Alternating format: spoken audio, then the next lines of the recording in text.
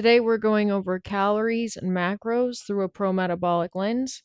If you've ever wondered how do I actually choose the right calories and macros for my metabolism, today you'll learn the framework that I use with clients to support their energy, their hormone health, their fat loss, and long-term metabolic resilience.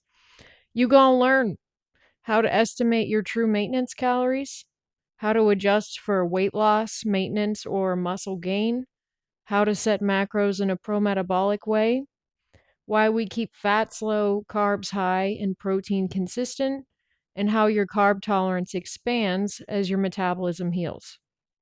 So, the content in this podcast, disclaimer, is intended for educational and informational purposes only. It's not personalized nutrition advice, medical advice, or a substitute for working with a qualified healthcare professional. The opinions expressed are my own and do not represent the views of my employer or any professional organization. I'm Shara, a registered dietitian with a pro-metabolic approach to nutrition, and this is the Metabolic Mindset podcast. Let's get into it. So, how do we find our maintenance calories? You can start with metabolic output markers. So, those are going to reveal more about your calories than any equation ever will. So, what do I mean by metabolic output markers? This would mean evaluating your energy levels, your body temperature. Do you have cold hands and feet all the time? Your sleep quality, hunger level, menstrual cycle regularity if you're female, training recovery, and whether or not you're having any mid afternoon crashes. If all of those things are stable, your metabolism is likely stable at the calories that you're intaking. We can use, as another tool, a body weight or activity multiplier as a starting point. Those are online. I like to use Mifflin St. George most of the time, but you can also use this basic formula as well. If you're sedentary, you need around 13 to 14 calories per pound. Lightly active would be 14 to 15 calories per pound. Moderate training, 15 to 16 calories per pound. Or high volume training, 16 to 18 plus calories per pound. So, an example of this would be 150-pound individual is moderately training. So, we can multiply by 15. That gets us at 2250 calories. And that would be that person's estimated maintenance. Keyword estimated.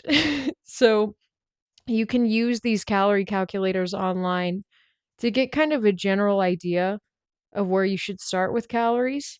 But from there, you should really use tool number one, which would be assessing your metabolic output markers. So, calibrating based on real life. The questions you can ask yourself: am I maintaining my weight? Is a really good starting point. If I'm looking to lose weight, possibly I'm not moving enough or I'm eating too much. If I'm gaining weight, you know that you could be intaking too many calories from the wrong types of foods. Am I warm? Which most people neglect as well. You should not be going through the day feeling cold and having cold hands and feet. It's a good indication that your metabolism is not up to speed. Am I craving certain foods constantly? Listen to your body. If you're craving foods all the time, something needs adjusting. The body's usually craving for a specific nutrient, which we can talk about more in other episodes. Am I recovering adequately, or do I feel like I was hit with a truck? If you're waking up exhausted every single day, you might want to look at the amount of calories that you're taking in. Because most of the time when people are feeling that way, it's because they're not eating nearly enough. All right. Adjusting by 100 to 150 calories every 1 to 2 weeks until your biofeedback stabilizes. So I like to start on the low end of those calorie calculations with my clients and adjust up every week or 2 weeks depending on their symptoms. That's going to allow a client to experience true hunger signals and take note on how often they're getting hungry, get more in tune with their own body's signals, and we can move up appropriately after that. So if you're looking at those calorie calculations, sometimes for a sedentary person, it might suggest way too many calories. And you're looking at it going, oh, geez, I only eat 1,200 calories a day. I don't know if I can do 1,800. Your metabolism might be lagging and you might need to work your way up to 1,800 calories. So that's another reason why I start on the low end of the calorie calculations and just move my clients up as they start getting hungrier and their metabolism heals. Um, it's really fun to watch someone's energy levels kind of scale up when they scale up on their calories. And the main thing you hear is, wow, I feel like I can actually get through my day and lift weights now.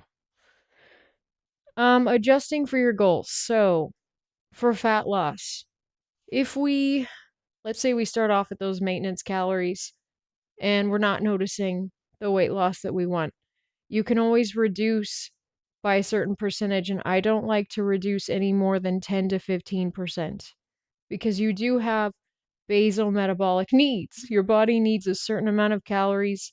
And if we're looking for fat loss, we don't want that to happen instantaneously. We want to have the body, the slow, gradual process for weight loss, much healthier. Keep your meals regular if you're looking for fat loss.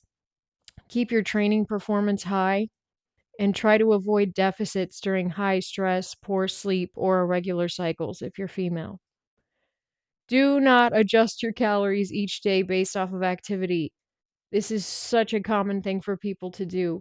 Your thyroid and metabolism get accustomed to a certain amount of calories, and if you decide, oh, I didn't weight lift today, I'm just going to eat 800 calories, that's a huge shock to your system. So whatever we decide our calories are, we want to stick there for a week or two to determine if it's an appropriate amount of calories for our weekly average of activity. We'll talk about that more. We want to, if the goal is fat loss, for sure, lower dietary fat strategically. This is for most people an easier deficit without causing metabolic suppression. So if we're wanting to lose fat, we have to get our thyroid up and running. Metabolism has to be running strong, and we can't do that with cutting carbohydrate and protein. So what we can do to not tax the system massively is to cut back on fat. For maintenance weight, for just keeping your same weight, you go, oh, I like my weight. I just want to figure out how much should I eat. Try to stay within 100 to 150 calories in a given week to assess how you're feeling. Maintain proper intake and keep your carbs high for metabolic support. What else? For muscle gain. So you're wanting to put on pounds and you don't want it to be fat. You want it to be muscle. You should add 200 to 300 calories per day, typically from carbohydrate. Increase your carbs, not your fats. Keep your fat stable at around 50 to 60 grams, and we'll talk more about each individual macronutrient, but that holds true for most people. And maintain high protein and structured meal timing. All right, pro-metabolic macro framework. Let's just briefly explain each one of these macros. Protein is the anchor macro. So for most people, it's 0.8 to 1 gram per pound of ideal body weight. What do I mean by ideal body weight? Exactly what it sounds like. If you are 150 pounds and you want to work your way down to 135, you would eat around 135 grams of protein. If we did 1 gram per pound of body weight, some people would be eating 400 grams of carbs, protein, which is really, really hard to attain. So do 1 gram per pound of your ideal body weight. And that can pretty much hold. Your protein, you can keep it there. As long as you're still able to build muscle mass, which most people can, at 1 gram per pound, that's actually quite a bit of protein. Split it into 4 to 6 meals if possible for better absorption. So I like to keep my 3 major meals, at least breakfast, lunch, and dinner, at 25 grams of protein. And that's to stimulate muscle protein synthesis. So muscle protein synthesis is a complicated topic, but you need a certain amount of protein from good protein sources like animal protein sources to actually stimulate this process in your body called muscle protein synthesis. So it's actually, there's a leucine trigger, which is an individual amino acid, but we don't want to get into that. We're focusing on doing 25 grams for each major meal. If you can slip in some snacks that are 25 grams of protein, kudos. Good job. But we want to focus at least on those three major meals. Um, and then your snack should have protein at least a little bit to help with anchoring the carbs so we don't have massive glucose spikes or dips. Let's see. Protein helps to support your muscle mass, obviously. We all know that. But you also need protein for liver detox processes. Your thyroid needs protein, and protein helps keep your blood sugar stable, and it's good for your metabolic rate. So, protein is kind of creating the metabolic stability so that carbs can become the dominant fuel source. Why we keep fats low. This is moderate to low. 50 to 60 grams max is what works for most of my clients really, really well. And I wish it wasn't that simple, but it really is. I don't ever really see the need to adjust fat much beyond this. If someone is intaking 60 grams of fat and they're not experiencing a lot of weight loss, we might cut it down to 50 grams of fat. But most people are pretty successful losing weight with 50 grams of fat. When we keep our fats moderate to low, we improve our carbohydrate metabolism. So, lower fat is going to reduce fat accumulation, and it lets your body actually mobilize its own fat in times of need. So, if you are 110 pounds wet and you're 9% body fat, I do not recommend keeping your fat at 50 grams or less daily. You should be able to pinch a section of your body. And if you can't pinch, then you need to move your fat up. Keeping your fats moderate to low helps with insulin resistance. So, because we do not have both high fat and high carb in a pro-metabolic framework, this is going to teach your body to run on glucose and will actually decrease your A1C over time.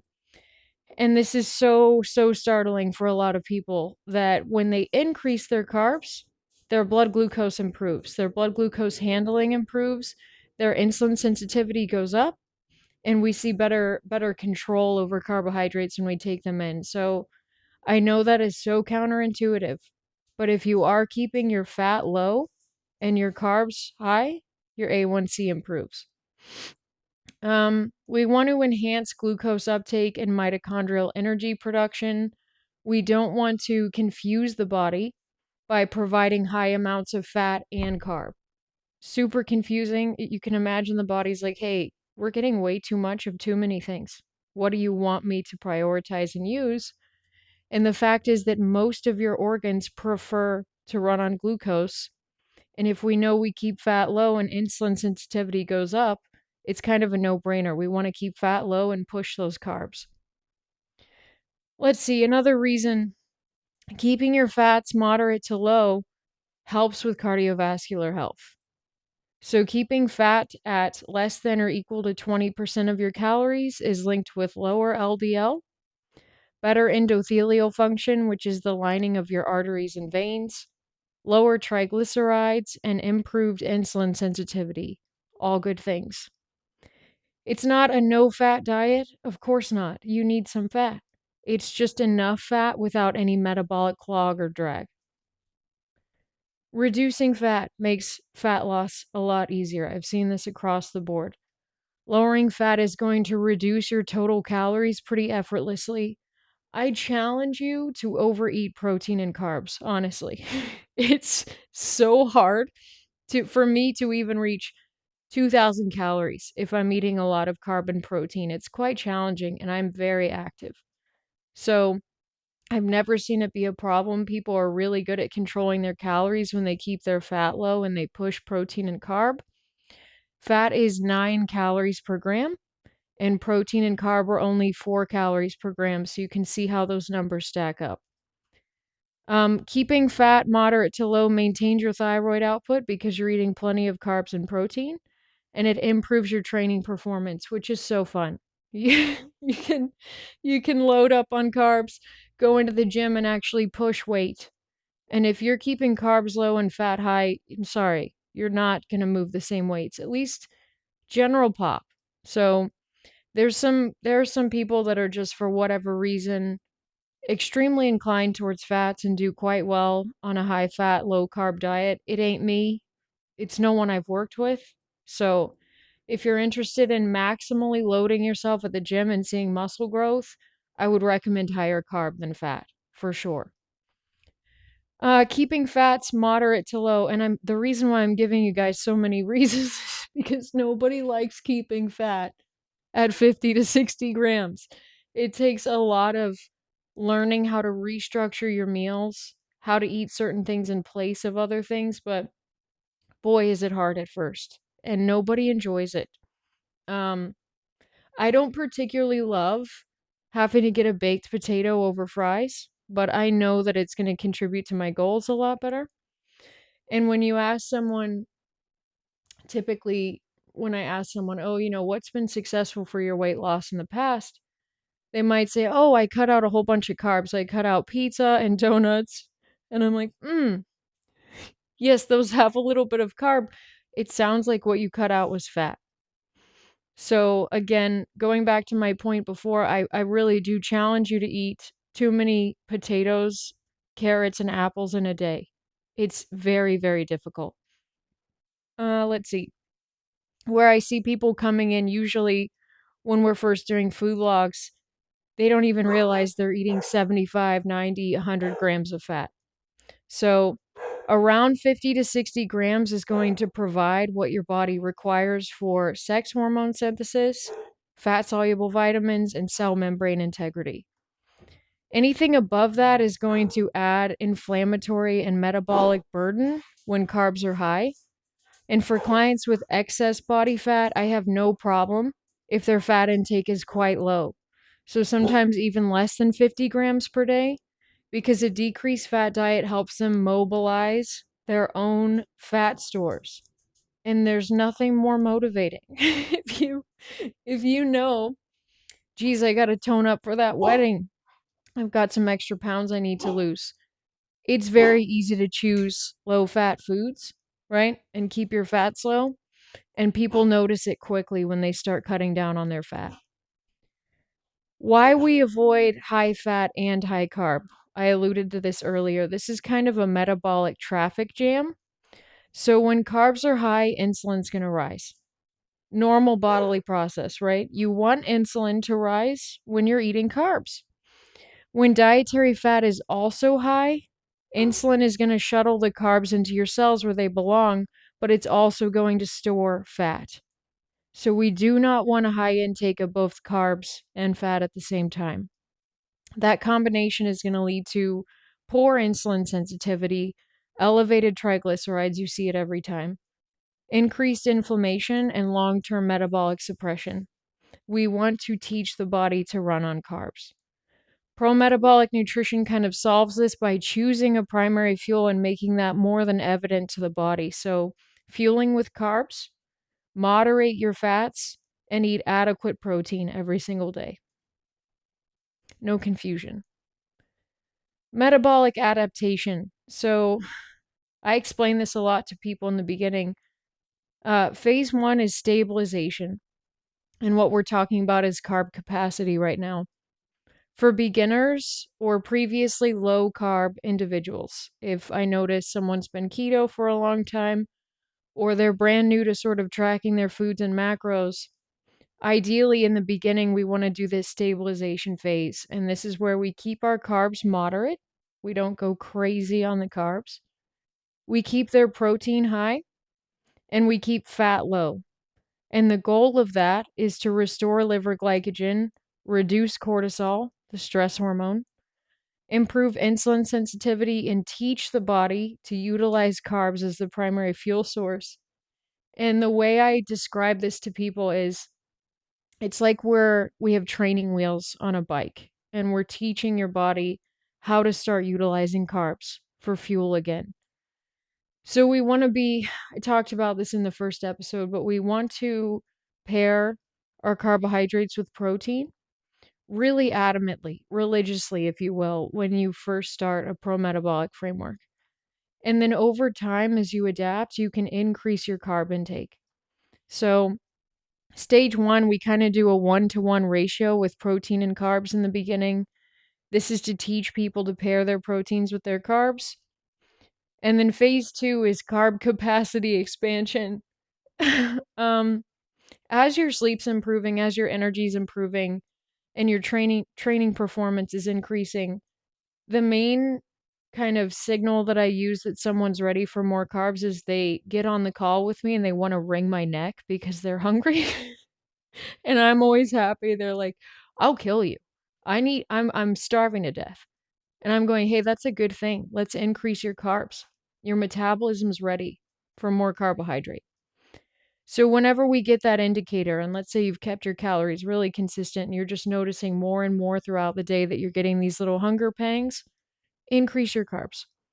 So add 10 to 20 grams of carbs every 1 to 2 weeks. We don't want to do it too quickly. I have seen people just dramatically increase their carbs and they're fine, but we want to make sure that we're not causing issues for glucose disposal. So I like to do this cautiously.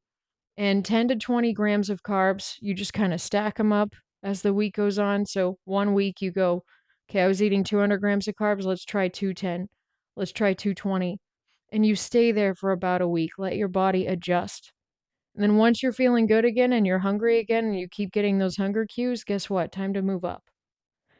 And the thing that I'll say for this phase is that people are often, I guess the word would be apprehensive to increase their carbs or their calories.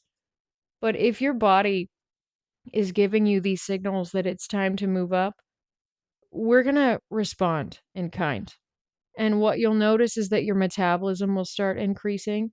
You'll start burning fat and feeling a lot better. But you have to kind of take that leap of faith and go, all right, I guess I guess it's ready for more, because sometimes it's even still jarring for me if I'm eating 2,400 calories and I think surely this is enough, but sometimes it's not. And then I for weeks or months have to go up to 2,500, whatever the number is. I listen to my body. So that works conversely too. Sometimes I'll be at 2,300 calories or whatever the number is, and I'll notice I'm just really not hungry for some of these meals. That's okay. So I'll take it down by about 100 calories and I'll stay there for a week and see how I'm feeling. So, like I said, you can do all of the calculations in the world that you want to. They're not exactly going to be accurate for you yourself. You can't factor in all of the things that a person goes through, like stress, sleep, anxiety, new work, new whatever, new spouse, whatever. New spouse shouldn't be stressful. but I guess it could be. I don't know. Um, all right, phase 3, high carb, low fat optimization. This is where I'm at. I still, to this day, I can't believe how many carbs I eat and how much energy I get from it, how good I feel. But at a certain point, when you've been baby stepping it, you're starting to take the training wheels off, you'll notice you can eat 50 to 60% of your calories from carbs. That's not an obscene recommendation. There's a lot of diets that recommend high carb intake, but I do know some people that do closer to like 70-75% from carb. I'm not there yet, but people do it. And it's usually people that have been taking really good care of their metabolism and they prioritize sleep. They work out hard. But just to let you know, down the line, when you're in this high carb, low fat optimization phase and you've been doing this for a while, it's not your first rodeo, you can do a large percentage of your calories from carbs. 25 to 30% protein in this phase, only 15 to 20% fat. In this phase, you should be noticing good signs of metabolism. You should be warm. Your mood should improve. Your training capacity improves because you're eating carbs, the thing that drives your metabolism. The golden rule for all of this is that fat stays pretty stable. Okay. For most people, 50 to 60 grams of fat is really long-term sustainable. Your carbs are going to scale with activity, like we just talked about, and then your protein anchors the system. let's say that same person from earlier, 150 pounds, they're doing this and they notice, oh, I'm down to 145. I typically adjust their protein down to 145, and then I would increase their carbs for those calories. We swap out the protein for the carbs. So, as you're going down in weight, you don't need to maintain this massive load of protein that you were eating. And this becomes really important for someone that's 300 pounds and gets down to 200. Guess what? You don't need to be aiming for 250, 300 grams of protein. That's insane. As your weight scales down, you can scale down your protein as well. There are some unique times where I might put someone on more than 1 gram per pound of body weight protein, but that's really, they've got to be really ripping up their muscles and in the gym maybe like 4 hours a day for me to do more than 1 gram per pound. I found that it's really sufficient for most people. With this high carb phase, it's it's so strange to me still. There seems to be no ceiling for some people. I have some clients that eat 600 grams of carbs. Actually, I have one recently eating 700 grams of carbs.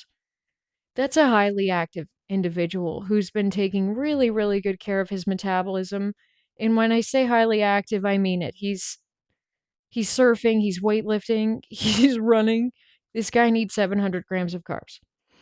Um, and yeah, that's about it. So, putting it all together, a real example here would be that 150-pound active female. If she was looking to maintain, she would do 2,250 calories. Her protein would be 150 because she wants to stay at 150 pounds. So 150 grams of protein. Her carbs would be at least 300 grams because that's 55% of her intake. And then her fat, we would keep it between 50 and 60, so around 55. And then the question she'll be asking herself quite regularly is, do I feel warm, energized, and recovered?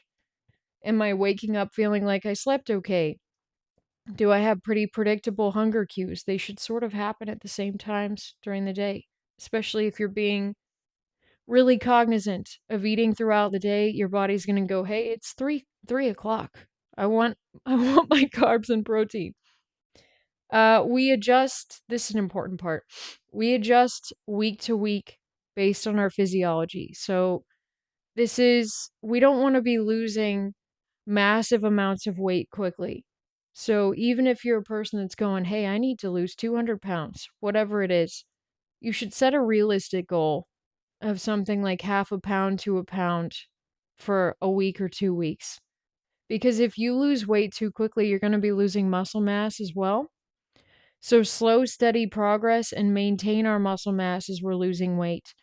If we're dropping too quickly, we have to make sure we're eating enough protein and carbs. I know we get excited when we cut the fat and we lose fat, and then we think, oh, maybe I should just eat less calories in general and cut out all the proteins and carbs. But those are the things that fuel your fat loss, they fuel your metabolism. And I have a tendency to just point at my neck because that's where your thyroid is. Fat loss is a really slow, steady game, and it's not a fun game. All right, so lifestyle factors that change macro needs. Macros are dynamic. We want to adjust them kind of on a weekly basis if we can. But if your training volume changes, if you decide, ugh, I was doing 3 days a week at the gym, I want to do 7. Okay, crazy, do 7 days, but you need to adjust your macros. That's a whole lot more you're putting on your body. If your stress increases, most people want to decrease their calorie intake, but the truth is, if cortisol is high, you need to eat carbohydrates to lower cortisol. So I know that that's hard for a lot of people because your hunger cues go away when you're stressed out, but we do need to at least maintain our calorie intake under stress. If running or conditioning is added,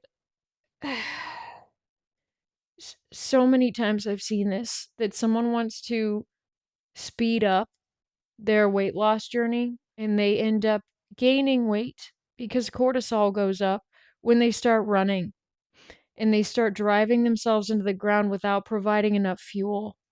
So I do mean that. If you're running or adding conditioning like high intensity cardio, you absolutely have to give your body some more carbs so that it can perform that work. Um, your body is often needing more when it's under stress and showing signs of stress. I just talked about that. Remember that across a given week, we want to keep our calories consistent to get a true feeling of our hunger signals and our recovery. Um, I just like to do little science experiments on myself and with clients, and if if they're let's say they're eating under eating really bad and they're only eating 800 calories when they come to meet with me, I just ask them to do a little experiment with me and say, "Hey, can we try 1200 calories for a week or two and see what happens?" And every time, every single time, the person comes back and says, "Wow, I feel a lot better and I didn't gain weight." Um, so I guess what I'm saying here is like have the mental capacity to try and experiment with yourself and see how you feel with a little bit more calories, because I cannot tell you how many times my work is centered around having someone eat more as opposed to eating less. I can promise you it's only 5% of the time that I ask someone to eat less than what they're eating. And I'm extremely successful at helping people lose weight. So just keep it in mind. It's one of the reasons why you want to meet with a dietitian in the first place is this is all we do all day, all day long. So if I tell you the problem for most people is they're not eating enough, please believe me. All right, so if you know you're going out of town for a week and you're not going to be weightlifting or getting your usual form of exercise, you can try dialing down your calories a tad. Okay? I know we're all going to do this, but just try to dial it down by around 150 calories. Please don't do anything insane. Because I have seen people take vacations or a rest week or whatever it is, and they dial their calories back extensively and they gain weight. So take it from me, if you plan on decreasing your physical activity, your metabolism doesn't shut down in a week. Okay? You still maintain all of your muscle mass that you built in the gym. You maintain your cardiorespiratory fitness. Just eat a slightly less bit if you're going to be less active for a week. Don't completely change the way you eat in a given week. Your body still has to perform these basic functions, and I think a lot of people think that they're burning a lot more calories when they work out than they actually do. And if you wear a fitness tracker like a Whoop, it will humble you.